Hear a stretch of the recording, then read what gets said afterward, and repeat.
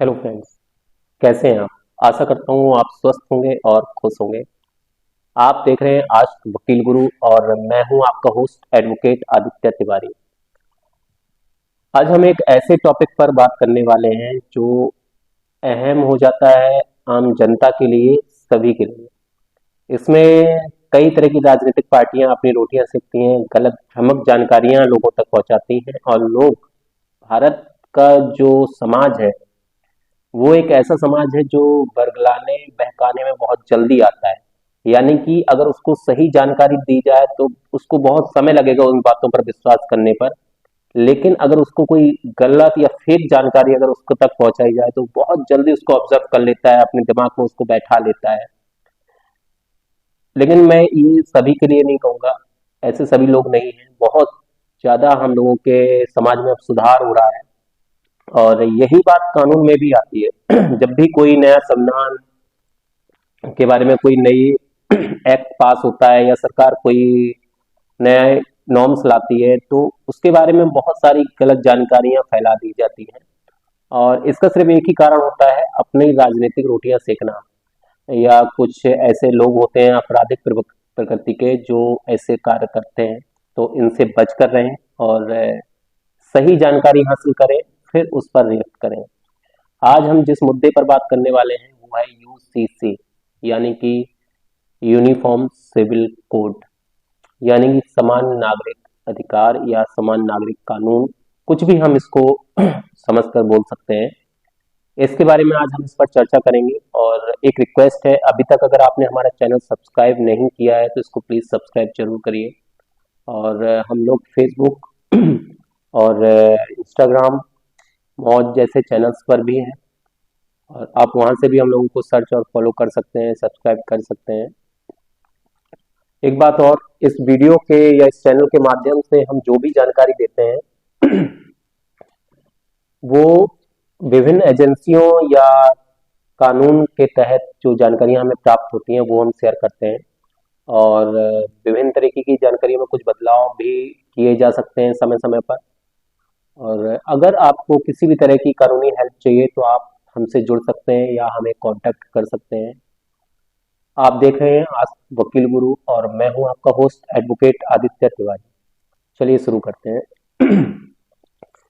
जिस तरह सीएए पर बवाल मचा था हमारे देश में, बहुत ज्यादा सरगर्मी थी, बहुत ज्यादा अफवाहें फैलाई गई थी, उसी तरह से यूसीसी पर भी ये बवाल मचा हुआ है और बहुत ज्यादा इस पर गलत भ्रामक जानकारियां फैलाई जा रही हैं। जो इस वीडियो के माध्यम से हम लोग कोशिश करेंगे कि इसको दूर की जाए और लोगों तक सही जानकारी पहुंचाई जाए। अभी तक जो हमारा कानून है उसमें कुछ कानूनों में, जो नागरिक से जुड़े हुए कानून हैं, उनमें बहुत ज्यादा असमानता है। मतलब धर्म, लिंग के आधार पर उनमें कानूनी कार्रवाई प्रक्रिया में काफी कुछ फर्क आ जाता है। मान लीजिए हिंदू के लिए वो नियम कुछ और है और मुस्लिम के लिए कुछ और है, सिख के लिए कुछ और है या ईसाई के लिए कुछ और है। तो ऐसा नहीं होना चाहिए, ये देश की उन्नति और एकता के लिए बहुत ही गलत बात है और इसको तो बहुत पहले से लागू हो जाना चाहिए। और ये यूसीसी एक ऐसा कानून है जिसको लगभग 9 देश फॉलो कर रहे हैं और ये 9 देशों पर लागू है, जिस पर अजरबैजान जैसे और सऊदी अरब जैसे देश भी शामिल हैं जो कि मुस्लिम कंट्रीज हैं। लेकिन हमारे यहाँ अगर कोई भी अच्छा काम होने को आता है तो उसका विरोध सबसे ज्यादा होता है। इस वीडियो के माध्यम से मैं किसी भी पार्टी का या किसी भी राजनीतिक दल का सपोर्ट नहीं कर रहा हूँ, मैं सिर्फ वही बता रहा हूँ जो सच है। चलिए बात करते हैं कि यूसीसी आखिर है क्या और इसमें ऐसा कुछ है क्या जिस जो किसी को नुकसान पहुंच जिससे हो, या किसी धर्म विशेष को कोई नुकसान हो या किसी लिंग विशेष को इससे नुकसान होता है। एक, जिस तरह हमारे देश में आपराधिक कानून है जो सभी धर्मों के लिए समान होता है, अगर कोई व्यक्ति कोई अपराध करता है तो उसके लिए समान तरीके से कानून में प्रावधान है, समान तरीके से सजा दी जाती है। लेकिन अभी तक विवाह संबंधी और तलाक संबंधी या संपत्ति संबंधी या विभिन्न तरह के ऐसे कानूनी नागरिक कार्य होते हैं जिनमें हिंदू लॉ पर्सनल लॉ अलग है, मुस्लिम पर्सनल लॉ अलग है, या इस तरह से तमाम कानूनों में उनमें भेदभाव है।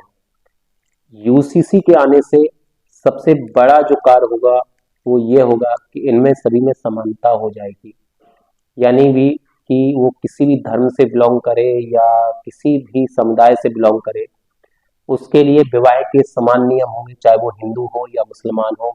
संविधान के हिसाब से ही वो उसको फॉलो करेगा। या तलाक का कोई नियम है या गोद लेने का उत्तराधिकार अधिनियम है जैसे, उसके लिए सभी को समानता का अधिकार दिया जाएगा। वो किसी भी क्षेत्र से बिलोंग करता हो, किसी भी राज्य से बिलोंग करता हो या किसी भी समुदाय से बिलोंग करता हो, इससे कोई भी मतलब नहीं है। इसमें किसी भी व्यक्ति के पर्सनल कोई अधिकारों का हनन नहीं किया जा रहा है कि किसी भी व्यक्ति का इससे इसको लागू करने से किसी विशेष समुदाय को नुकसान होगा या उसका कोई व्यक्ति को विशेष को कोई विशेष नुकसान है। मतलब विशेष क्या है, इसमें किसी तरह का नुकसान है ही नहीं है। हम अगर बहकाने वाली बातों में देखें तो बहुत ज्यादा नुकसान है, और लोग इसको काफी सारा बता भी रहे हैं कि ये अगर लागू हो गया तो इससे ऐसा हो जाएगा। जैसे सीए में अफवाहें फैलाई गई थी, एक हमारा वीडियो है जो सीए और एनआरसी पर भी है, और उसमें डिटेल्स में हमने जानकारी देने की कोशिश की है। तो यूसीसी के लागू होने से इन तमाम तरह की जो समस्याएं हैं वो दूर हो जाएंगी। यानी कि सभी के लिए विवाह संबंधी कानून समान हो जाएंगे, तलाक संबंधी जो कानून है वो समान हो जाएंगे, या फिर उत्तराधिकार अधिनियम है या संपत्ति संबंधित नियम है तो वो सभी समान हो जाएंगे और सभी संविधान के अनुसार ही कार्य किए जाएंगे। इसमें ना ही किसी हिंदू लॉ का विशेष महत्व रहेगा कि नहीं ये हिंदू में इस तरह का प्रावधान है तो उसको ऐसा माना जाएगा, या मुस्लिम धर्म में ऐसा कोई प्रावधान है या ईसाई धर्म में ऐसा कोई प्रावधान है। ये किसी भी तरीके से किसी को प्रमुखता नहीं दी जाएगी। तो ये एक कदम है हमारे देश में एकता को बढ़ाने के लिए।